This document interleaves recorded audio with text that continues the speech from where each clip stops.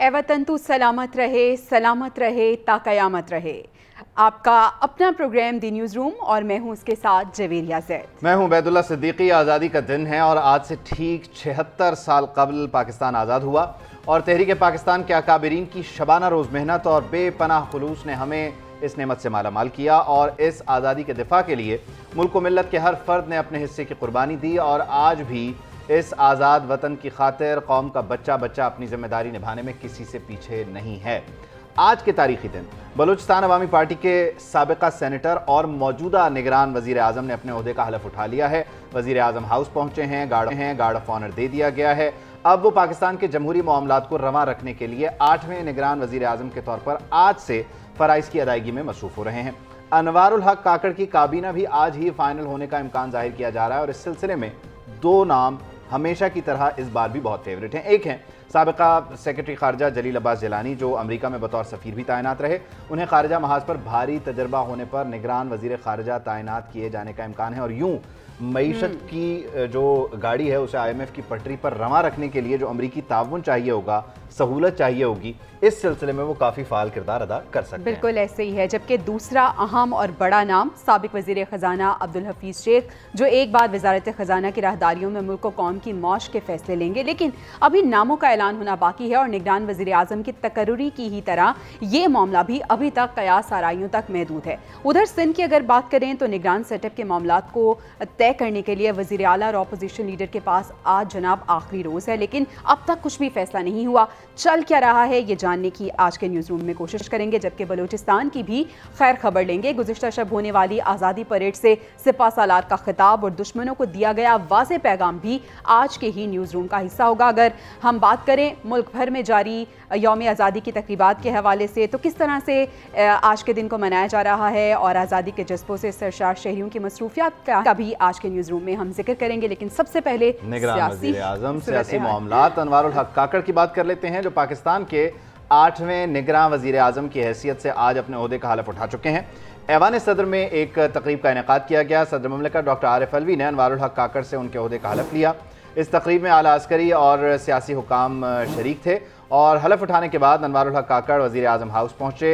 तमाम स्टाफ से उनकी तारुफी मुलाकात हुई, एक एक से वो फ़र्दन मिले, मुसाफा किया, नाम जाने, उनकी पोजीशन को समझा। उसके बाद उन्हें गार्ड ऑफ ऑनर भी पेश किया गया। तो अनवारुल हक काकड़ आज से 3 माह के लिए ज़ाब्ते के मुताबिक जब तक इंतखाबात नहीं हो जाते तब तक के लिए बतौर निगरान वज़ीर आज़म काम करेंगे। उनके इख्तियारात कुछ महदूद होंगे, लिमिटेड होंगे, लेकिन अगेन वो इस वक्त जो सियासी मामलात हैं, जो एडमिनिस्ट्रेटिव मामलात हैं, उनको एग्जीक्यूट करने के लिए लाए गए हैं उस वक्त तक कि जब तक इलेक्शन नहीं होते। और इलेक्शन कब तक नहीं होते ये वो सवाल है जो अभी तक किसी को नहीं पता। बिल्कुल ऐसे ही है और तमाम नजरिया बुनी की जानिब है कि कब इलेक्शन कराते हैं। लेकिन दूसरी तरफ साबिक वज़ीर आज़म शहबाज शरीफ की बात करते हैं। अपने ओहदे से सुबुकदोश हो गए हैं। साबिक वज़ीर आज़म को गार्ड ऑफ ऑनर पेश किया गया। पाक फौज के चाक चौबंद दस्ते ने उन्हें सलामी पेश की। साबिक वज़ीर आज़म शहबाज शरीफ ने नए निगरान वज़ीर आज़म अनवारुल हक काकड़ से मुलाकात भी की। निगरान वज़ीर आज़म ने शहबाज शरीफ को वज़ीर आज़म हाउस से रुखसत किया और उनके लिए नेक ख्वाहिशात का इजहार भी किया।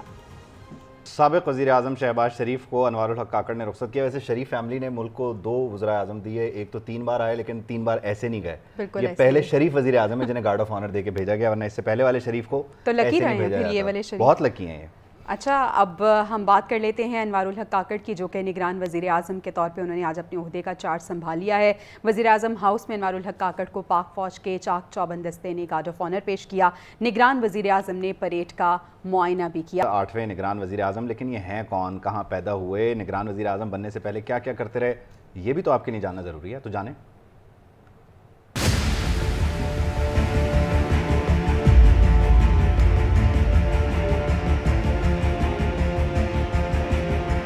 मुल्क के 8वें निगरान वज़ीर आज़म अनवारुल हक काकड़ का ताल्लुक बलूचिस्तान से है। उन्होंने पॉलिटिकल साइंस और सोशियोलॉजी में मास्टर्स किया है।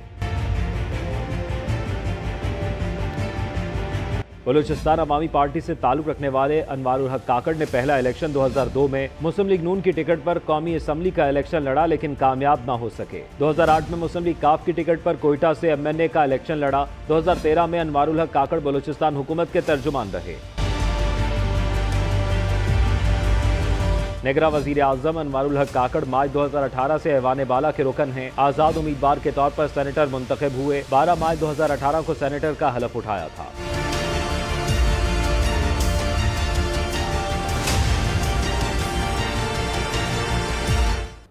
तो जनाब निगरान वज़ीर आज़म अनवारुल हक काकड़ ने सेनेट की नशस्त से इस्तीफ़ा भी दे दिया है।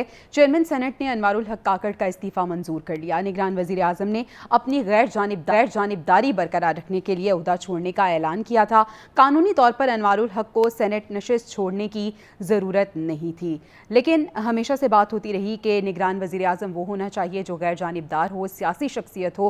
तो इसी के पेश नज़र अनवारुल हक काकड़ जिन्होंने अब सेनेट की रुकनीत से मुस्ताफ़ी होने का फैसला किया और उसके बाद वो मुस्ताफ़ी हो गए, गैर जानिबदारी बरकरार रखने के लिए उन्होंने ये फैसला किया है। एक अच्छा फैसला है, वही बात जो की जा रही थी, रिक्वायरमेंट थी मेरे ख्याल में उबैद, जो कि उन्होंने पूरी कर दी है। हाँ, उनका सेनेट ऑफ पाकिस्तान में जो ओवरऑल स्टैंडिंग है या जो उनका मौक़िफ़ रहता है उसके साथ उन्होंने मामलात को देखा कि ये पैरेलल चलाना जो है ज़रा मुश्किल हो जाएगा, तो उन्होंने अपने आप को उससे अलग कर लिया। लेकिन ये अब ऑफिस संभाल चुके हैं और अगला मरहला जो है इंपॉर्टेंट वो है निगरान काबीना का। तो इस काबीना की तश्कील के लिए बताया जा रहा है कि मुशावरत का सिलसिला पहले से जारी था, अब इसने जो है वो तेज़ी पकड़ ली है। बताया जा रहा है कि मुआशी माहिरीन, साबिक ब्यूरोक्रेट्स, टेक्नोक्रेट ये काबीना होगी। जलील अब्बास जिलानी को वज़ीर ख़ारिजा, हफीज़ शेख को वज़ीर ख़जाना बनाए जाने का इम्कान है, जैसे कि हमने कहा कि ये बहुत ही फेवरेट हैं। फिर एक और नाम है गौहर एजाज का, उन्हें वजारत सनत व पैदावार का कलमदान देने की तवक्को है, जबकि वजारत दाखिला के लिए शुएब सडल का नाम सामने आने का इम्कान है। इसके साथ साथ कुछ दीगर नाम है जैसे एहसन भोन, जुल्फ़िकार चीमा और सरफराज बुगटी के नाम भी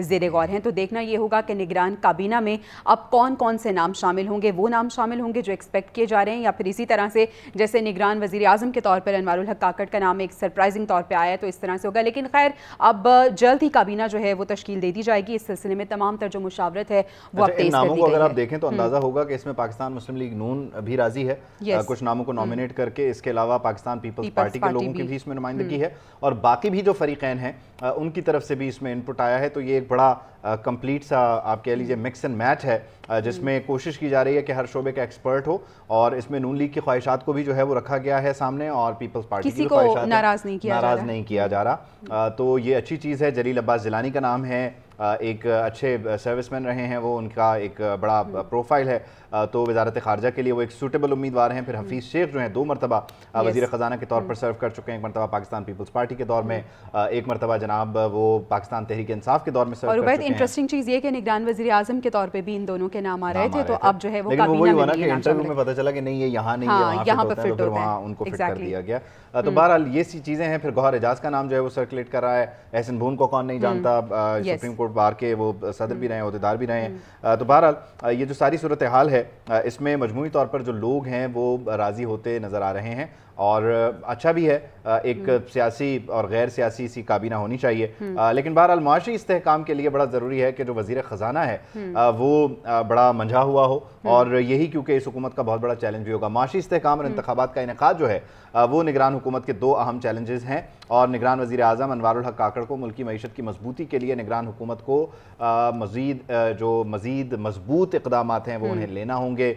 ये पहली निगरान हुकूमत होगी जो मईशत के हवाले से पॉलिसी भी बना सकेगी, और IMF से किए गए $3 अरब के स्टैंड बाय मुआहिदे को इसने चलाना भी इसके साथ साथ 90 रोज़ में साफ, शफाफ और गैर जानिबदार इलेक्शन कराना होंगे। तो बड़े चैलेंजेस हैं जो निगरान हुकूमत को दरपेश होंगे, यानी इतना आसान नहीं होगा। मुआशी इस्तेहकाम और इंतखाबात 2 अहम और बड़े चैलेंजेस हैं जिनका इस निगरान हुकूमत को सामना करना पड़ेगा। यकीनी तौर पर ये बहुत बड़े चैलेंजेस हैं और इसमें इस हुकूमत को काम करना होगा, इस निगरान सेटअप को काम करना होगा। मोहम्मद आदिल साहब हमें इस्लामाबाद से वीडियो लिंक पर ज्वाइन कर रहे हैं। आदिल साहब बहुत शुक्रिया, आप 14 अगस्त के दिन इतना इस्लामाबाद में गहमा गहमी हमारे लिए वक्त निकाल रहे हैं। यकीनी तौर पर मामलात जो हैं वो अब चल पड़े हैं। वो जो एक कयास था आज हलफ उठाने के बाद वो आगे बढ़ रहे हैं। काकड़ साहब ऑफिस पहुंच चुके हैं, निगरान काबीना भी आज रात तक फाइनल हो जाएगी। नाम यही है जो हम बता रहे हैं या कुछ आप भी ऐड करना चाहेंगे?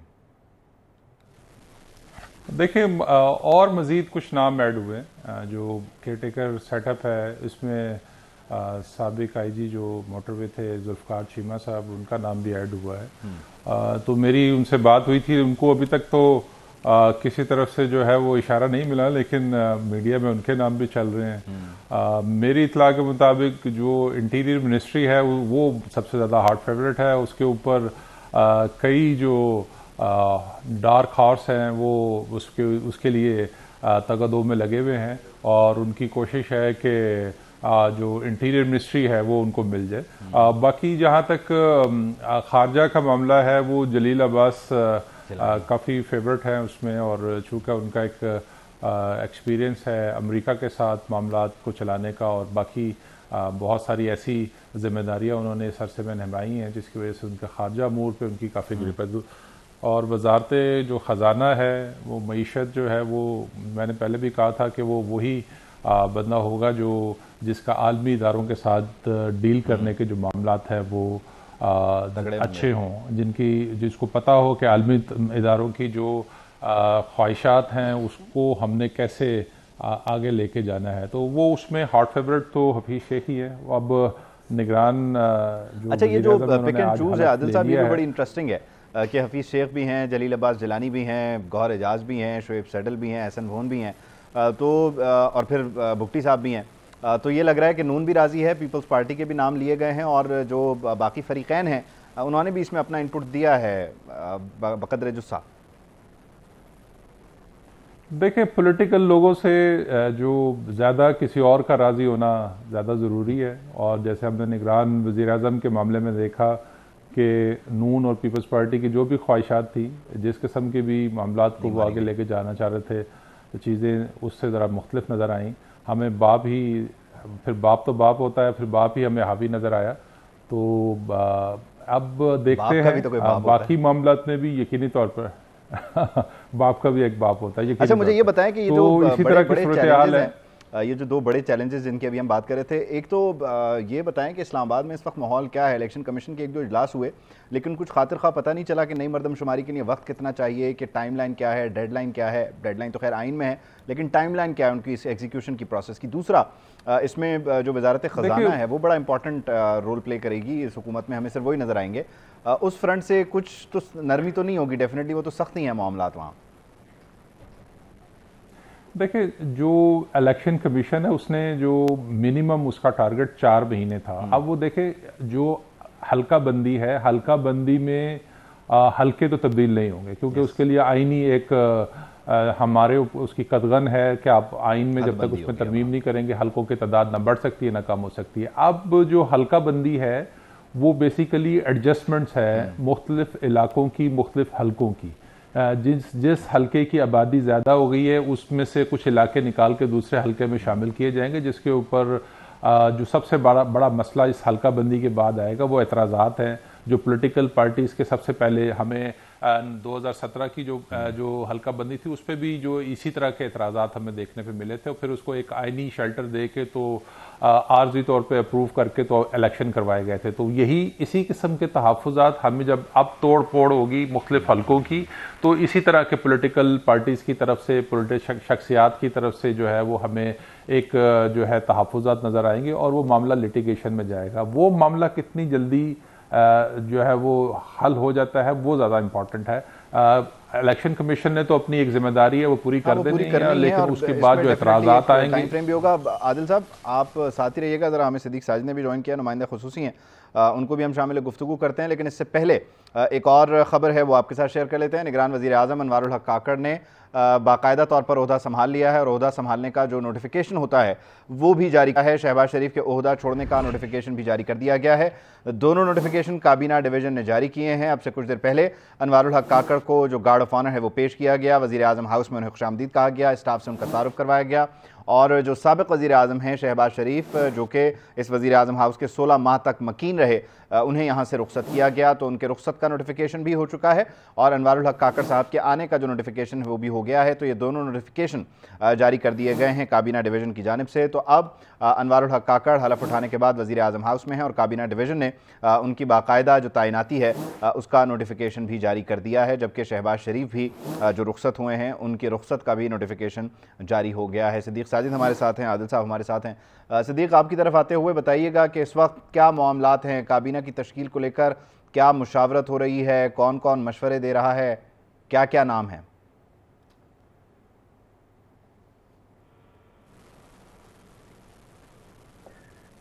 सिद्दीक साजिद तक गालिबन आवाज़ नहीं पहुंच रही, लेकिन बहरहाल हम आदिल साहब को जो है वो दोबारा शामिल गुफ्तगू कर लेते हैं। आदिल साहब, इसमें एक बड़ा अहम मसला ये रहेगा कि वजारत ख़जाना के फ़ैसले, और वजारत ख़जाना ने आज भी कुछ ख़बरें गर्दिश कर रही हैं, जो फ़ैसले लेने हैं वो यकीनन आपके लिए और मेरे लिए आसान नहीं होंगे, देखने वालों के लिए आसान नहीं होंगे। तो ये बड़ा इम्पोर्टेंट। हफीज़ शेख साहब अगर आ जाते हैं तो IMF की फिर हर बात ही मानी जाएगी, क्योंकि सियासी लोग तो हैं नहीं कि उन्होंने जवाब देना हो हल्के में जाके। बिल्कुल ऐसे ही है। हफीज़ शेख साहब जब तहरीक इंसाफ की हुकूमत में भी उस टाइम तो निगरान नहीं थे, उस टाइम वज़ीर ख़जाना थे, तो हाँ, तो उस वक्त भी उनके हवाले से जो तहफ़्फ़ुज़ात यही थे कि वो इंतहाई सख्त फैसले जो है वो ले रहे थे। वो तो अपनी तरफ से आते हैं, तो वो तो जैसे सर्जन ने सर्जरी करनी होती है, वो कोई नहीं देखता कि इससे क्या किसको नुकसान होगा, किसको फ़ायदा होगा, वो सब कुछ वो कर देते हैं। तो इसी तरह के फ़ैसले हमें देखने में मिलेंगे, और यकीनी तौर पर अगर ये कोई पॉलिटिकल आदमी होता तो शायद वो इस तरह से डिसीजन ना ले जाता। इसीलिए फ़ैसला किया गया है कि एक ऐसा टेक्नोक्रेट हो जो फैसला ले सके, और एक ऐसा टेक्नोक्रेट साहब साथी रहेगा। अब्दुल कादिर बलोच साहब ने भी हमें टेलीफोन लाइन पर ज्वाइन किया, उनको भी शामिल गुफ्तगू कर लेते हैं। कादिर बलोच साहब, thank you so much for your time. यकीनी तौर पर पीपल्स पार्टी तो बाप पार्टी को बहुत अच्छे से जानती भी है, समझते भी है। अनवारुल हक काकड़ साहब जो है अपने निगरान वज़ीर आज़म हैं, आप क्या समझ रहे हैं कि बलूचिस्तान से इस शख्सियत के चुनाव को कितने अरसे के लिए जो है वो बोरो किया गया है, कितना अरसा वो गुजारेंगे वज़ीर आज़म हाउस में? बड़ा मुश्किल सवाल आपने पूछा कि एक तरफ आइन है, उसकी रिक्वायरमेंट्स हैं, दूसरी तरफ से ये जो स्पेकुलेशंस हैं आप लोगों के या मेरे या बाकी लोग जो इस वक्त हैं, जिस तरीके से चीज़ों को हम देख रहे हैं पिछले साल 2 साल से, तो ये सवाल आपका मुनासिब बनता है, लेकिन इसका जवाब मेरे पास काफ़ी मुश्किल है इसका जवाब देना। आइन की रिक्वायरमेंट है, अभी मरदमशुमारी हो चुकी है, मरदमशुमारी से रिलेटेड जैसे कि आदिल साहब बातचीत कर रहे थे कि जी वहाँ डिलिमिटेशन की कहानी है, उसमें मिनिमम 3 महीने लगेंगे, और बिल्कुल उन्होंने सही कहा। मैं सुन रहा था कि जी डिलिमिटेशन इतनी बड़ी नहीं होगी, अब पॉपुलेशन दायरे में एडजस्ट करना पड़ेगा, देखिए एतराज़ात पे बड़ा टाइम लगेगा।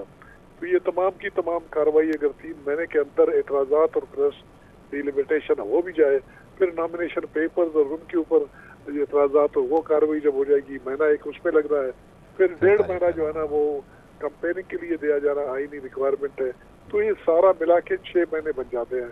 6 साढ़े 6 महीने तो ये स्टेट वे आपको फरवरी में ले जाते हैं। ये कार्रवाई अगर आइन के मुताबिक की जानी है और किया जाना है, तो इतना ही मैं बता सकता हूँ। अच्छा, इसमें जनरल साहब ये बड़ा इम्पोर्टेंट है इस चीज़ को समझना कि एक बार जब आप इस 90 दिन के यानी आइन के इस मामले से बाहर हो जाते हैं, तो फिर तो कोई कैद नहीं है, फिर वो 120 दिन भी हो सकते हैं या 365 दिन भी हो सकते हैं। फिर आप समझते हैं कि कोई इसको लगाम डालने वाला है, इस मामले को काबू करने वाला है? बात यह है कि आइन तो क्लियर है, आइन ये कहती है कि 3 महीने के अंदर आपने इलेक्शन करवाने हैं, लेकिन 3 महीने वो उसी सूरत में होंगे जहाँ पर इस किस्म की कार्रवाई दरमियान में ना आ चुकी हो। ये जो सेंसस वाली कहानी है, सेंसस में भी कायमी प्रोविजन है कि उसमें क्या कार्रवाई की जानी है और कितना टाइम दिया जाना है वगैरह, ये दोनों चीजें आ जाती है वहाँ पे। उसके बाद तो जस्टिफिकेशन नहीं बनती है। अगर सेंसस के लिए जो टाइम दिया गया 3 महीने या 6 महीने वाली कहानी की गई, उसके बाद तो फिर आइन में गुंजाइश पैदा नहीं हो जाती है। लेकिन फिर वो बात दोबारा चली जाती है पंजाब हुकूमत और KP के वो एक मिसाल मौजूद है, वहाँ पर भी ये बात की गई थी, लेकिन किसी ने परवाह नहीं की और अब तक वो केयर टेकर की कार्रवाई जारी है। 6 महीने और भी मिलेंगे, सालों का पूरा। अच्छा, इसमें जनरल साहब ये भी काइंडली ऐड कीजिएगा कि जो बलूचिस्तान की खास तौर पर सियासत है, जिसमें आपकी कोशिश रही कि बाप पार्टी आपकी तरफ आए, लेकिन उन्होंने कहा सीट एडजस्टमेंट कर सकते हैं, मुस्लिम लीग नून की कोशिश है कि वहाँ जो इख्तलाफी धड़ा है उसको अपने साथ मिलाया जाए। तो काकड़ साहब तो डेफिनेटली एक गैर जानिबदार वज़ीर आज़म है निगरान, लेकिन इस नॉमिनेशन के साथ बलूचिस्तान के डायनामिक्स आप समझते हैं कि चेंज हो सकते हैं? पॉलिटिकल डायनामिक्स में बाप पार्टी जिस तरफ वजन डालती है वो मुस्लिम लीग नून है या आप हैं, क्या नज़र आ रहा है आपको? नहीं जी, पहली बात तो यह है कि बाप पार्टी को एक नई जिंदगी मिल गई, शायद कुछ लोग कहें कि मिल गई होगी कि उनसे प्राइम मिनिस्टर पाकिस्तान बन गया। तो नेचुरली वो जो प्राइम मिनिस्टर पाकिस्तान चाहे वो रिजाइन करते हैं, रिजाइन कर ली उन्होंने, ऑलरेडी पार्टी से रिजाइन कर दिया और सेनेटरशिप से, लेकिन उसके बावजूद भी अपने दोस्तों को दाएं बाएं नहीं कर सकते। अगर उसके दोस्त इकट्ठे हो जाए, बाकी लोग जो उसके रह गए उस पार्टी को बरकरार रखना चाहें, तो अभी उनके लिए अच्छी खासी अपॉर्चुनिटी बन जाती है प्राइम मिनिस्टर के होते हुए। तो ये जो धकेलना है इस तरफ राइट या लेफ्ट की तरफ, या इनका अट्रैक्ट होना है हमारी पार्टी की तरफ या नूर की तरफ, शायद उसमें वो गर्म जोशी और तेज रफ्तारी शायद न रहे, उसमें शायद कोई थोड़ी सी ऑब्स्टेकल आ जाए उसमें और रीथिंकिंग की रिक्वायरमेंट पड़ जाए। चलें, शायद रीथिंकिंग का एक टाइम भी मिल जाएगा। बहुत शुक्रिया अब्दुल कादिर बलोच साहब, thank you so much for your time. Adil साहब हमारे साथ मौजूद हैं और सिद्दीक साजिद ने भी अब हमें बाकायदा बाज़ाब्ता तौर पर ज्वाइन कर लिया है। सिद्दीक साहब, यकीनी तौर पर शहबाज शरीफ रुखसत हो गए, नोटिफिकेशन भी हो गया, अनवारुल हक काकड़ साहब की आमद का नोटिफिकेशन हो गया। इन दो मामलात से मुतालिक भी बता दीजिए मुख्तसरन, और साथ ही साथ आप यकीनी तौर पर इस्लामाबाद की सड़कों पर हैं, क्या खबरें आपके कानों से टकरा रही हैं, क्या मामलात हैं? जी बिल्कुल, आज जो है वो शहबाज शरीफ ने अपना ओहदा छोड़ा और निगरान वज़ीर आज़म अनवारुल हक काकड़ ने जो है वो अपनी जिम्मेदारियां बतौर निगरान वज़ीर आज़म संभाल ली हैं। अब उनकी जो अवलीन तरजीह है वो है निगरान काबीना की तश्कील, जिसके ऊपर जो है वो उन्होंने सलाह मशवरे का सिलसिला जो है वो जारी रखा हुआ है। और अब तक जो 7-8 नाम जो हैं वो सामने आए हैं, उसमें हफीज़ शेख का नाम है, जलील अब्बास जिलानी का नाम है, उसमें गौहर एजाज का नाम है, जो जुल्फ़कार चीमा हैं उनका नाम है, और साथ ही साथ फिर ये भी बात बताई गई कि डॉक्टर शुएब सडल उनको वजारत दाखिला देने की जो तजवीज़ है वो बताई गई है। इसी तरह बाद सरफराज बुगटी का नाम भी लिया जा रहा है कि उनके साथ भी जो है वो मुशावरत निगरान वज़ीर आज़म जो है वो कर रहे हैं। कोशिश उनकी यही है कि जो निगरान सेटअप बने उसमें ज़्यादातर मुआशी अमूर के माहिरीन के साथ साथ टेक्नोक्रेट्स हैं वो ज़्यादा हों, और अपने अपने शोबों के जो माहिरीन हैं वो ज़्यादा हों, और उनका कोई सियासी जो है वो बैकग्राउंड ना हो। क्योंकि आज खुद भी जो ये अनवारुल हक काकड़ थे, उन्होंने अपने ओहदे का हलफ उठाने से पहले ना सिर्फ सेनेट की रुकनीयत छोड़ी है, बल्कि बलोचिस्तान अवामी पार्टी की जो रुकनीयत है, बुनियादी रुकनीयत, उससे भी इस्तीफ़ा दिया है। और इसमें उन्होंने वाज़ेह तौर पर लिखा है कि वो अपनी जो गैर जानबदारी है उसको बरकरार रखना चाहते हैं। तो इसी वजह से उन्होंने जो है वो ये सेनेट की रुकनीयत और बाब की जो रुकनीयत है उससे इस्तीफ़ा दिया है। और वो चाहते भी यही हैं कि निगरान काबीना भी ऐसी हो जिसका किसी एक सियासी पार्टी के साथ कोई सियासी वाबस्तगी ना हो, ताकि उंगली ना यकीनी तौर पर, क्योंकि खैबर पख्तूनख्वा में जो मामलात रहे हैं काबीना के, उसको लेकर इलेक्शन कमीशन बड़ा वाज़ेह है और उन वज़रा को घर भी जाना पड़ा। सिद्दीक साजिद साहब बहुत शुक्रिया, मोहम्मद आदिल साहब बहुत बहुत शुक्रिया। यकीनी तौर पर ये जो सूरत हाल है इसमें अब निगरान काबीना की तश्कील एक इंतहाई अहम मरहला है और इस अहम मरहले को लेकर मुशावरत हो रही है। और सिद्दीक साजिद साहब जिस तरह से बता रहे हैं कि इस सिलसिले में मुख्तलिफ नाम हैं, बिल्कुल उसी तरह जिस तरह से निगरान वज़ीर आज़म को लेकर मामलात चल रहे थे, लेकिन बहरहाल कुछ क्लैरिटी इसमें एक दो मामलात में यह है कि निगरान वज़ीर ख़ारिजा कौन होगा या निगरान वज़ीर ख़जाना कौन होगा, इन मामलात को लेकर एक दो नाम में बड़ी क्लैरिटी है और बाकी नामों को लेकर कुछ कन्फ्यूजन है, जिसको देखते हुए अभी कुछ कहना क़ब्ल वक्त होगा। बिल्कुल ऐसा ही है, लेकिन वक्त अब कम है और मुकाबला सख्त है। जिस तरह से निगरान वज़ीर आज़म आज बाकायदा तौर पे उन्होंने हल्फ भी उठा लिया है और इसके साथ साथ नोटिफिकेशन भी जारी हो गया है, और अब अहम और बड़ा मरहला यही है कि उन्होंने अपनी काबीना तश्कील अभी शामिल कर लेते हैं। कुछ अहम 20 खबरें सुपर 20 में। कौम को 76वां यौम आज़ादी मुबारक। अहले वतन आज़ादी का दिन जोशो जज्बे से मना रहे हैं। हर तरफ सब्ज़ लाली परचम, आज़ादी की बहार। मसाजिद में कुरान ख्वानी, मुल्क की सलामती के लिए दुआएं मांगी गईं। यौम आज़ादी के मौके पर इस्लामाबाद में 31 तोपों, सूबाई दारुल हुकूमतों में 21 तोपों की सलामी। फौजी जवानों ने अल्लाहु अकबर, पाकिस्तान जिंदाबाद के फलक शगाफ नारे लगाए।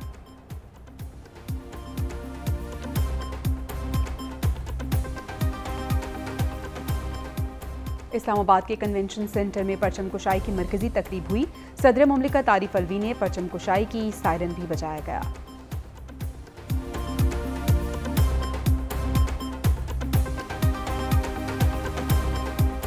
कराची में मज़ार कायद पर गार्ड्स की तब्दीली की पुरवकार तकरीब। पाकिस्तान नेवल एकेडमी के कैडेट्स ने मज़ार कायद पर फराइज संभाल लिए।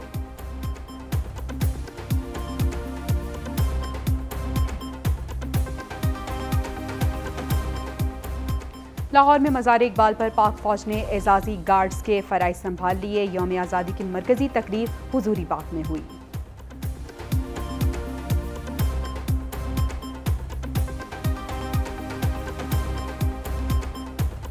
गवर्नर हाउस पेशावर में परचम कुशाई की तकरीब। गवर्नर खैबर पख्तूनख्वा हाजी गुलाम अली ने कौमी परचम फ़ज़ा में सरबुलंद किया। पुलिस के दस्ते ने सलामी पेश की।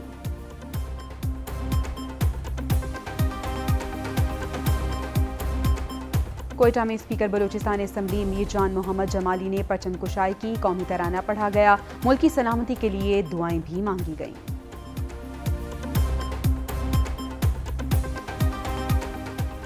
आज़ाद कश्मीर में भी यौम आज़ादी पाकिस्तान की तकरीबात। वज़ीर आज़म आज़ाद कश्मीर चौधरी अनवारुल हक ने मुजफ्फराबाद में परचम कुशाई की।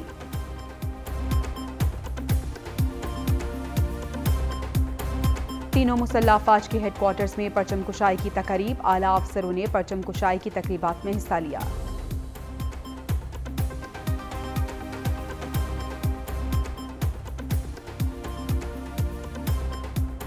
यौम आज़ादी पर खुसूसी गीत तू जान वतन रिलीज। ISPR के मुताबिक मिली नगमा पाक वतन की अजमत का आगाज है।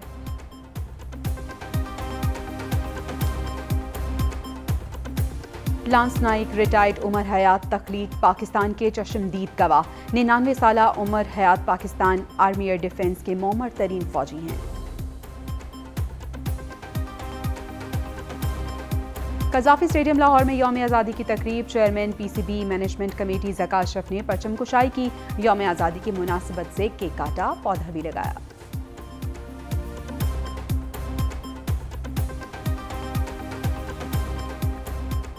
लाहौर में सिटी ट्रैफिक पुलिस ने अपने तरीके से आज़ादी का जश्न मनाया। लेडी वार्डन्स और दीगर ट्रैफिक के एहलकारों ने हैवी बाइक रैली निकाली।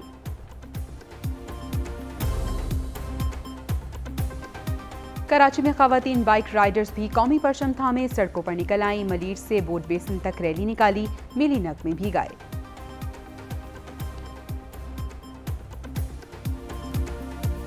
अमरीकी काउंसलर जनरल कराची का पाकिस्तान के यौम आज़ादी पर मुबारकबाद का पैगाम। कहा, आज सिफारत खाने का अमला पाकिस्तान का यौम आज़ादी मना रहा है।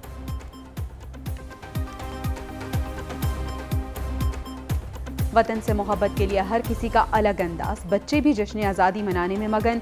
सब्ज परचम थामे, बैजेस लगाए, बच्चों की खुशी दीदनी।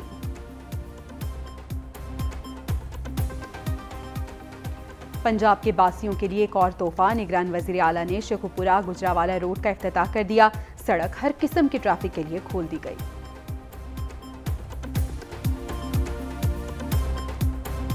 भारतीय रियासत हिमाचल प्रदेश में बारिशों ने तबाही मचा दी। भारतीय मीडिया के मुताबिक सोलान और शिमला में 16 अफराद हलाक।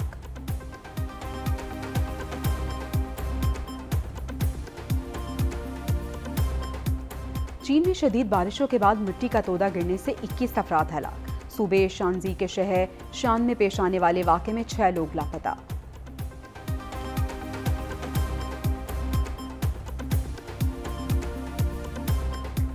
और पाक Afghan one day series national cricket academy Lahore में ट्रेनिंग कैंप लग गया। कौमी टीम के खिलाड़ियों ने बैटिंग, बॉलिंग और फील्डिंग की भरपूर प्रैक्टिस की।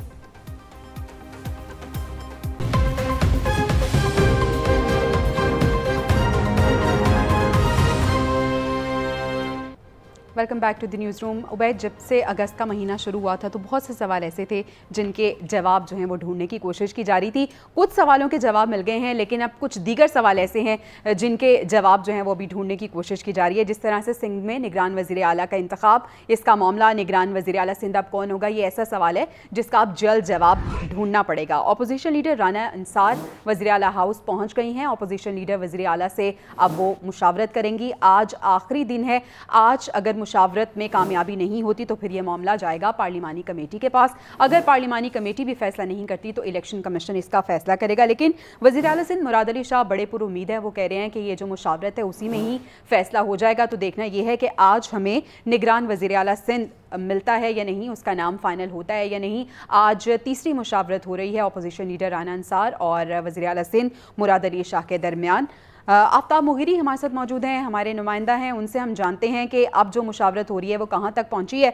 आफ्ताब मुगीरी, बताइएगा, आज तो आखिरी रोज़ है, आज की मुशावरत यकीनन नतीजा खेज साबित होनी चाहिए। अगर नहीं होती तो फिर मामला पार्लिमानी कमेटी के पास जाएगा। जी, आपने दुरुस्त फरमाया कि आज जो मुशावरत होनी है और वो बड़ी अहमियत की हामिल है, क्योंकि आज कह सकते हैं कि वक्त कम और मुकाबला बड़ा सख्त है।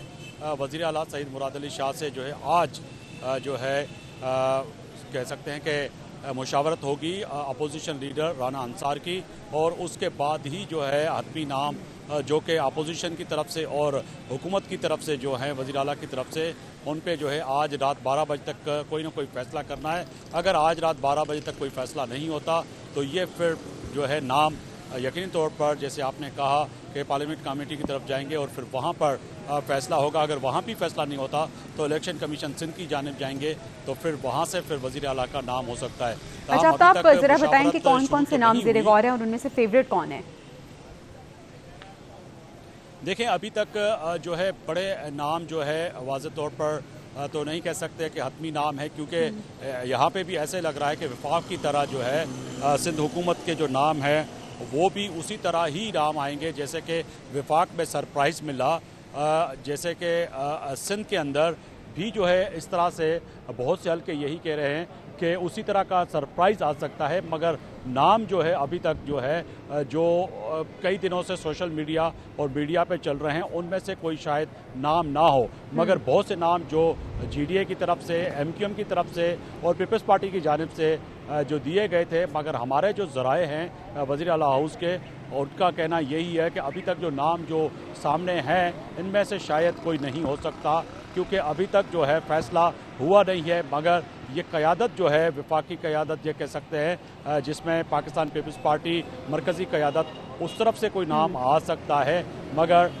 जो है अभी तक कोई नाम ऐसा सामने नहीं आया। ठीक है, अभी तक नाम सामने नहीं आया और ऐसा लग रहा है कि वफाक वजह क्या है, क्यों अब तक मुशावरत नहीं हो रही? कौन सी ऐसी जमात है जिसकी जानिब से कुछ तहफ़्फ़ुज़ात हैं जिन्हें दूर करने के लिए इतना वक्त लिया जा रहा है, क्योंकि बहुत कम वक्त रह गया है? और क्या लगता है कि मामला पार्लिमानी कमेटी के पास जाएगा? जी, आपने दुरुस्त कहा कि शायद उसी तरफ जाए, क्योंकि बहुत से हल्के जो यहाँ पर सियासी हल्के हैं उनका और पाकिस्तान पीपल्स पार्टी के सीनियर रहनुमा जिनसे हमारा रब्ता हुआ है वो भी यही कह रहे हैं कि शायद फैसला आज रात 12 बजे तक अगर नहीं होगा तो फिर ये नाम वहीं जाएंगे। मगर जो फैसला है वो अभी तक जो MQM की जानिब से और पाकिस्तान पीपल्स पार्टी की जानिब से जो बताया जा रहा है कि अभी तक कोई ऐसा फैसला नहीं हुआ, मगर राना अंसार जो है उसका इंतज़ार हो रहा है।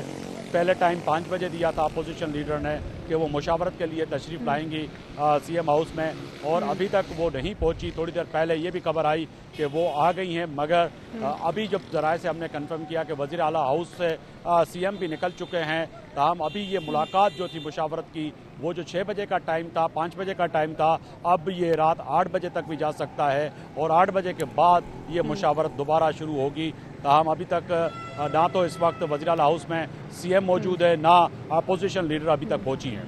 अच्छा, आफ्ताब ये बताएगा कि अगर हम वफाकी सूरत हाल की बात करें तो आइन के मुताबिक उसमें तो ये था कि 3 दिन का टाइम था मुशावरत के लिए, उसके बाद जब पार्लिमानी कमेटी के पास जाता है उसके पास भी 3 दिन होते हैं, तो क्या यहाँ पे भी यही टाइम फ्रेम होगा, 8 दिन का टाइम होगा और उसी में चुनाव होना होगा?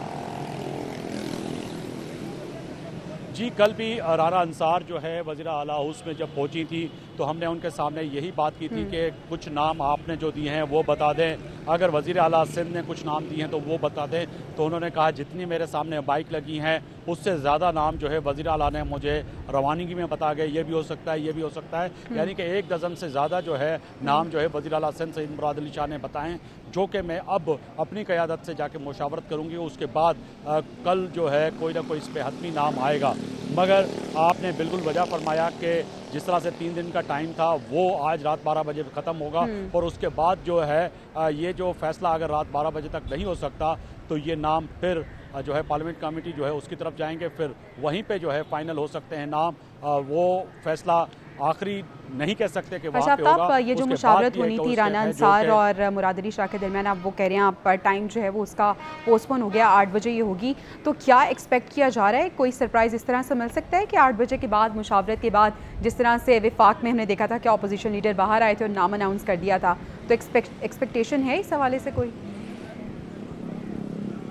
जी बिल्कुल, राजा रियाज की तरह जो है अपोजिशन लीडर मुतवक्को है कि वो नाम बाहर आए और रात गए मुशावरत हो देर तक 12 बजे से पहले और वही नाम जो है सरप्राइज़ आके बताएं कि जी हम तय कर दिया है और ये नाम हो सकता है। मगर जो कि नाम अभी MQM की जानिब से मुख्तलिफ जो है नाम दिए जा रहे हैं उनमें लग नहीं रहा कि पाकिस्तान पीपल्स पार्टी, ठीक है, और अभी कुछ भी कहना कबल वक्त होगा क्योंकि कुछ भी हो सकता है। आफ्ताब मुगीरी, बहुत शुक्रिया, आप हमें अपडेट कर रहे थे। अभी तो कयास आराइयां ही है, मुशावरत जो है वो उसका टाइम भी और मुलाकात का टाइम भी अब पोस्टपोन हो गया। 8 बजे अब ये दोनों मिलेंगे, अपोजिशन लीडर और वज़ीर आला सिंध मुराद अली शाह, और उसके बाद शायद हो सकता है कि नाम आ जाए, और अगर नहीं होता तो 12 बजे के बाद ये मामला पार्लिमानी कमेटी में चला जाएगा। सबसे दिलचस्प बात ये रही कि जो अपोजिशन लीडर सिंध हैं उन्हें 1 दर्जन से ज्यादा नाम दे दिए। हाँ जी, वो कहा कि जितनी पार्किंग में बाइक्स खड़ी है इससे ज्यादा नाम। बहरहाल इससे पता चलता है कि मामला कितने संजीदा हैं इन दोनों के दरमियान, और ये मामला पार्लिमानी कमेटी की तरफ जाएगा। लेकिन खैर यही कुछ सूरत हाल बलूचिस्तान में भी है। यहाँ पर निगरान वज़ीर आला के लिए मुशावरत का अमल जो है वो तेज़ हो गया है। वज़ीर आला बलूचिस्तान अब्दुल कुद्दूस बज़ंजो ने सियासी राब्ते इस सिलसिले में बढ़ा दिए हैं, और वज़ीर आला बलूचिस्तान ने अपोजिशन लीडर मलिक सिकंदर हयात से रब्ता किया है, मुशावरत हुई है। और वज़ीर आला बलूचिस्तान ने चेयरमैन सेनेट से भी रब्ता किया है। सादिक संजरानी यकीनी तौर पर बलूचिस्तान के जो मामलात हैं उन्हें लेकर बड़ा अहम किरदार अदा करते हैं, बड़े अहम फरीक समझे जाते हैं। तो इस सिलसिले में जो है वो बताया जा रहा है कि राब्ते हो रहे हैं और निगरान वज़ीर आला बलूचिस्तान के मामले को लेकर मुशावरत हो रही है। जबकि दूसरी तरफ एक अफसोसनाक खबर है यकीनी तौर पर जिसका असर हम तक पहुंचेगा, वो ये कि आलमी मार्केट में पेट्रोल महंगा हुआ है। पाकिस्तान में भी कीमतें इसकी बढ़ने का इम्कान है। इब्तदाई तौर पर पता ही चल रहा है कि पेट्रोल 15 और डीजल 20 रुपये फ़ी लीटर तक महंगा हो सकता है, जबकि आलमी मार्केट में $5 फ़ी बैरल इजाफे से खाम तेल की कीमत अब $91 फ़ी बैरल तक जा चुकी है। तो आलमी मार्केट में इस इजाफे की वजह से पाकिस्तान में जो पेट्रोलियम प्राइसेस हैं वो चेंज होने जा रही हैं। आज 14 तारीख है और कल शाम को 15 तारीख को जो है वो यकीनी तौर पर ये अनाउंसमेंट होना है। तो वज़ारत ख़ज़ाना की तरफ से अनाउंसमेंट करते थे इसहाक डार साहब, अब सेक्रेटरी ख़ज़ाना डेफिनेटली इसको जो है वो नोटिफिकेशन के ज़रिए लागू करेंगे। सो लेट्स सी 15 रुपये 20 रुपये इसके बाद तो मेरे ख्याल में तो तैयार हो जाना चाहिए। बिल्कुल ऐसा ही लग रहा है। पता नहीं जाएंगे कहाँ। एक और खबर दे देते हैं। नैब रावलपिंडी ने परवेज़ इलाही को अडयाला जेल से रिहा होते ही हिरासत में ले लिया है। परवेज़ इलाही का 1 रोज़ा राहदारी रिमांड भी मंजूर कर लिया गया है, जबकि ड्यूटी जज ने परवेज़ इलाही को कल मुतल्लिका अदालत में पेश करने का हुक्म भी दे दिया है। नैब हुकाम ने PTI पंजाब के सदर को ड्यूटी जज के सामने पेश किया।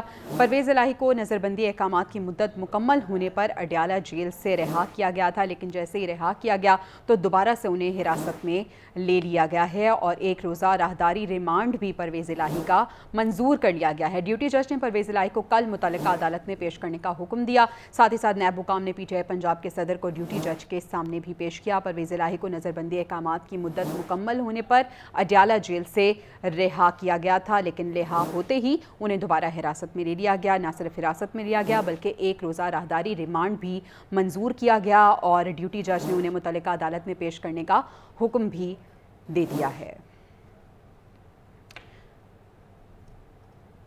ये तो वो मसाइल थे जो कि मुल्क पाकिस्तान में इस वक्त चल रहे हैं, लेकिन पेट्रोल 288 रुपीज़ का हो जाएगा 1 लीटर। अच्छा चलें, लेकिन उबैद जश्न आज़ादी मुबारक आपको। जो भी है आज मुल्क भर में आज जश्न आज़ादी मिली जोश व जज्बे के साथ मनाई जा रही है और बच्चे बड़े हर कोई जो हैं वो आज़ादी का जश्न मना रहे हैं। मतवालों ने हरे भरे झंडों से मुल्क के कोने कोने को सजाया है और वतन से मोहब्बत के इजहार के लिए सरकारी सतह पर भी तकरीबात का इनेकाद किया गया है और सरकारी तो छुट्टी भी है, हमारी नहीं है। हम वापस आ रहे हैं ब्रेक के बाद, हमारे साथ रहिए।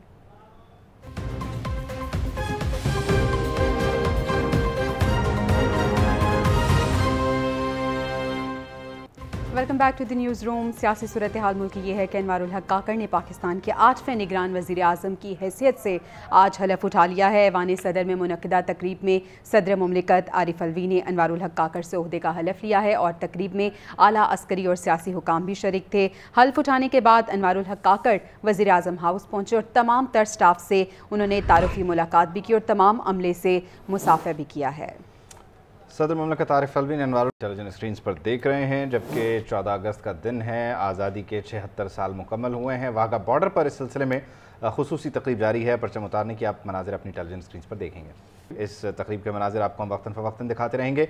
गुज़श्ता रात जो है जब तारीख बदली 12 बजे तो एक आज़ादी परेड का एहतमाम किया गया और सिपह सालार army chief general Asim Munir ने इस परेड से खिताब किया और एक बार फिर वाज़ेह किया कि दुनिया की कोई ताकत पाकिस्तान को ख़त्म नहीं कर सकती।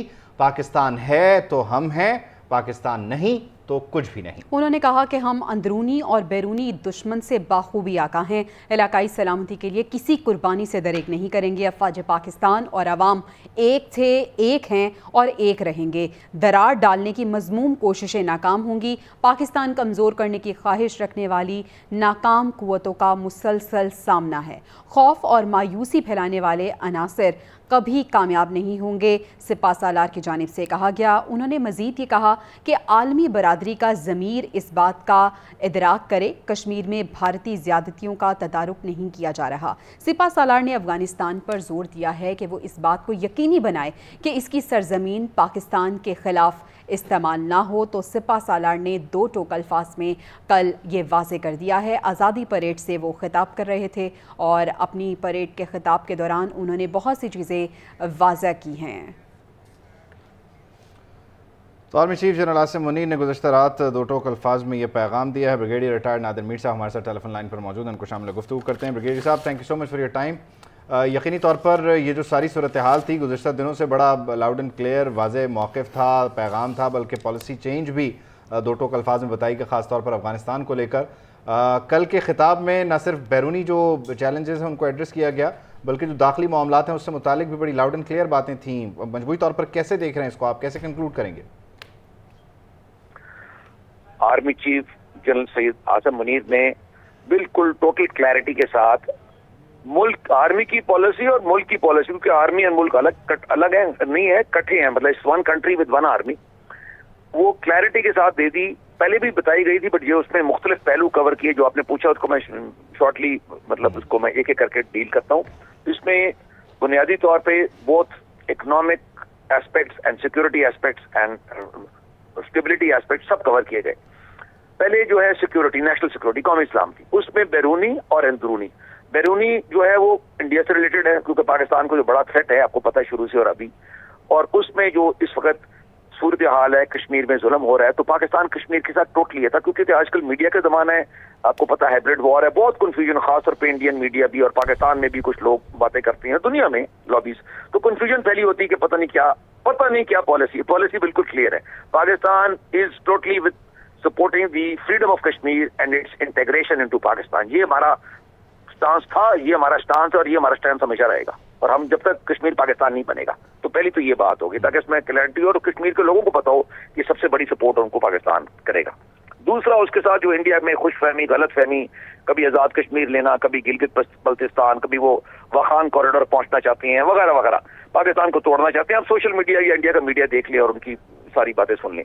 तो उसके लिए जवाब दिया गया कि पाकिस्तान तो अपने डिफेंस के लिए रेडी है हर तरीके से, और अगर वो कोई एडवेंचरिज्म और जो इस तरह कोई चीज करेगा तो उसका जवाब पहले भी मिला था उसको, जब उसके जहाज गिरे थे और पायलट पकड़े गए थे, और इस दफा से इससे भी ज्यादा मिलेगा if they try something adventurous और misadventurous rather. And Pakistan is totally prepared and capable to defend itself. और आर्मी चीफ वो कह रहे हैं जो सारी फौज, सारा मुल्क पाकिस्तान को दफा करने के लिए तैयार है। ये हो गया इंडिया का मतलब इन अ नटशेल। और तीसरी बात, इसके साथ अफगानिस्तान का जो फ्रंट है, आपको पता है, यानी फ्रंट इन द सेंस कि वो तो अमन का बॉर्डर था और होना चाहिए, लेकिन वहां से दहशतगर्द आ रही हैं।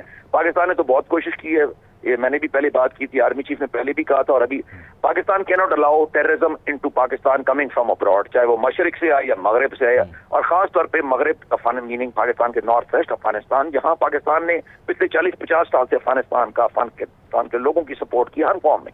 यहाँ भी बैठे हुए काफी बड़ा नंबर मिलियंस में, वहां भी हम सपोर्ट करते हैं। उसका नतीजा ये या उसका जो अगर ये तो नहीं है कि हमारे पे दहशतगर्दी उधर से कोई आके करे, जो भी हो, तो उसके लिए फिर रिस्पॉन्स होगी। पाकिस्तान भी जो भी रिक्वायरमेंट होगी पाकिस्तान करेगा अपने आप को दिफा करने के लिए, कर भी रहे, लेकिन इससे ज्यादा करेगा भरपूर तरीके से।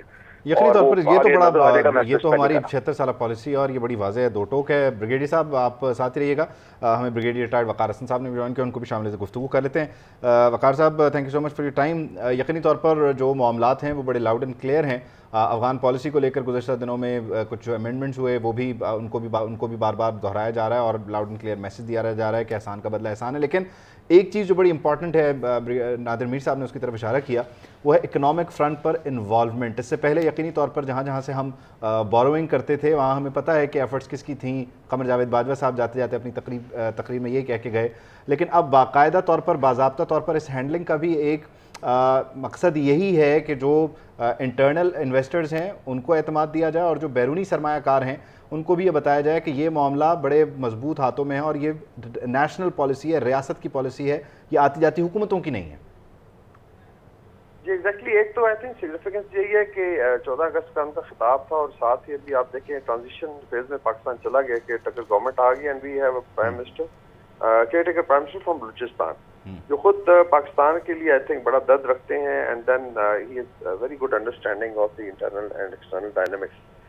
चीफ ने आई थिंक जो और चीजों को फोकस किया है वो था acknowledging you know those friends जिन्होंने हमेशा साथ भी दिया, और it is because of now there is a rapprochement between Iran and Saudi Arabia जो चाइना ने स्पॉन्सर किया, जिसमें पाकिस्तान का बड़ा रोल रहा है।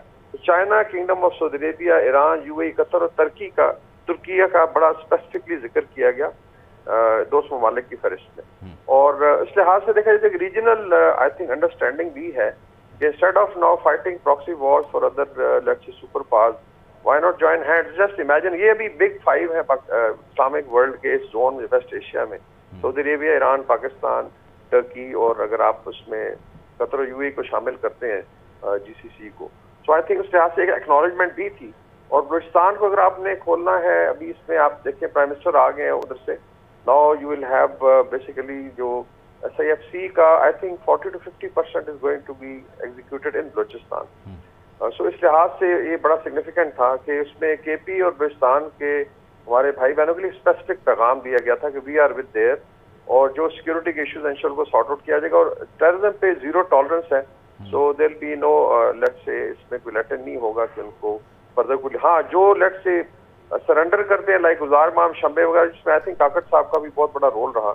यूथ को एंगेज किया गया, उनको समझाया गया कि जो सो कॉल्ड डिजिटेंट सरदार हैं 2-3 उनके पीछे लग के आप इस तरह ना करें। तो आई थिंक इंटरनली भी बड़ा फोकस था और एक्सटर्नली जो स्पेसिफिकली इंडिया को मैसेज दिया गया है, बिकॉज ये राजनाथ सिंह भी बढ़ के मारा था पिछले दिनों कि हम GB पे कर देंगे, और I think there is a reason जो 1.5 साल में पाकिस्तान के साथ हुआ है, स्पेशली एक पोलिटिकल पार्टी ने बहुत ज्यादा हेट कैंपेन की और उसमें एक इंडिया के इलेक्शंस भी आ रहे हैं जी, तो उसमें I think there was a need कि इसको अश्योर किया जाए और इंडिया उसी को एक्सप्लॉइट कर रहा था, उन्हीं का नैरेटिव लेके आगे चल रहा था। तो उस लिहाज से I think then of course there is a pledge with the nation, जो SIFC है बेसिकली इकोनॉमिक डेवलपमेंट की तरफ ही एक स्टेप है और whole of the nation approach है जिसमें military has a role to play, security का भी है, देन व्हाटएवर टेक्निकल एक्सपर्टीज है चाहे एग्रीकल्चर में है उसमें डाटा शेयरिंग है। तो आई एम श्योर एक बड़ा कॉम्प्रिहेंसिव प्लान इंशाल्लाह आगे आएगा। तौर पर मैं आपकी बात को जरा इसकी कंटिन्यूटी को मैं जरा ब्रिगेडियर साहब की तरफ लेके चलता हूँ। नादिर मीर साहब, वक़ार हसन साहब की गुफ्तगू आप सुन रहे हैं, खासतौर पर उन्होंने कहा कि एक सियासी जमात की तरफ से जो मामला थे उसको लेकर इंडिया ने भी फिर प्रोपेगेंडा किया। बहुत सारे सवालात हमारे दाखिली थे, कयास आराइयाँ थी, सवालात थे, खिंचाव था, उसको भी एड्रेस करना था और इस सिलसिले में खामोशी भी थी। उस खला को पुर करने के लिए मुख्तलिफ तरीक़ों से कोशिश थी, लेकिन बाकायदा तौर पर फ्रंट फुट पे आके मामलात को अनाउंस नहीं किया गया। कल रात के इस खिताब से वो भी बहुत सारे मामलात एड्रेस हो रहे हैं, ऐसा नहीं है? बिल्कुल जरूरत थी। देखें, ये तो इस वक्त जो फर्स्ट बैटल है ना, ये पहली लड़ाई वो मीडिया की है, मीडिया परसेप्शन की है, बैटल ऑफ नैरेटिव्स है, मतलब दुनिया के अंदर। बाकी फिजिकल लड़ाई भी है मगर वो अभी सेकंड ईयर पे आ गई है। मीडिया इज बिकम मीडिया, या जो दुनिया में आप बातचीत करते हैं, because media is the medium to project it. So ये आपके खिलाफ अगर आप सोशल मीडिया इंडिया का देखें, आप ये जो अफगानिस्तान से टेररिस्ट अटैक हो रहे हैं उनको देखें, और पाकिस्तान के अंदर ये जो एनार्किज्म की एक वेव चलाने की कोशिश की गई which was crushed and contained, इन तीनों को अगर आप देखें तो ये तीनों में कोई you will find some unholy nexus. अब वो किस तरह का है उसको detailed investigation can reveal it, but it's very clear that there is linkage between the three. तो मतलब अब वो जान के हो रहा है या इंडिया एक्सप्लॉइट कर रहा है या जैसे भी है रीजन, वो दैट्स अनदर पॉइंट। लेकिन बात यह है कि इसलिए आपने सब चीजें क्लियर करनी है। देखें, सबसे पहली बात है आपका जो मैंने अगले दिन chairman PNR Pakistan national reform movement seminars भी किए हैं, टॉक्स भी किए। आपका जो मसला है ना, आप गिवन स्लोगन, जिस तरह स्लोगन पार्टियां देती है हमने भी दिया है, वो है focused not politics but economics and security. तो आपने फोकस इकोनॉमिक्स एंड सिक्योरिटी पे करने, आपका सबसे बड़ा मसला जो है इकोनॉमिक्स है और सिक्योरिटी उसके साथ। पॉलिटिक्स तो आपका मसला ही नहीं है, ना आपको इतनी पॉलिटिक्स की जरूरत है। मैंने अगले दिन बड़ी ये कल ही तकरीर की थी एक बहुत लंबी चौड़ी, उधर मैंने कहा ना सऊदी में कोई जो सबसे रिचेस्ट अभी गल्फ स्टेट बन गई है दुनिया की बल्कि बन रही है, ना चाइना में जो बिगेस्ट जीडीपी वाली इकॉनमी बन रही है, पैरिटी में परचेज पैरिटी में अमेरिका से भी आ गया। और भाई कोई पॉलिटिक्स नहीं होती, आपने ये मतलब पॉलिटिक्स मतलब petty politics, national politics, geopolitics, उस पे फोकस। ऑल ग्रेट नेशन जो राइज करती हैं developed state, they focus on geopolitics, बाहर की पॉलिटिक्स, क्योंकि आपने कैसे राइज करना है। अंदर लड़ते रहेंगे तो फिर तो आप ये जो हो रहा है आपके साथ, so you have to come out of this. और इसके लिए जो policies driven by economy, economic front को सामने करना रखते हुए यकीनी तौर पर मामलात को लेकर चलना पड़ेगा, ये बड़ा ज़रूरी है। ब्रिगेडियर साहिबान बहुत शुक्रिया आपके वक्त का। वक़ार हसन साहब, नादिर मीर साहब, thank you so much for your time. ये सारी सूरत हाल है और इसके जो मुख्तलिफ पहलू हैं वो आपके सामने हैं और इस पर जो राय थी वो भी हमने शामिल कर ली है। जवेरिया बिल्कुल ऐसे ये तफसीली गुफ्तगू की है army chief general Asim Munir, जिन्होंने पाकिस्तान मिलिट्री एकेडमी काकूल में आज़ादी परेड से खिताब किया था। यौम आज़ादी है तो उसी जज्बे के साथ आज तमाम तर लोग इसमें शरीक थे। यकीनी तौर पर सब लोग इसमें शरीक थे। आप हमें इजाज़त दीजिए, आपसे मुलाकात होगी इंशाल्लाह कल। अल्लाह हाफ़िज़।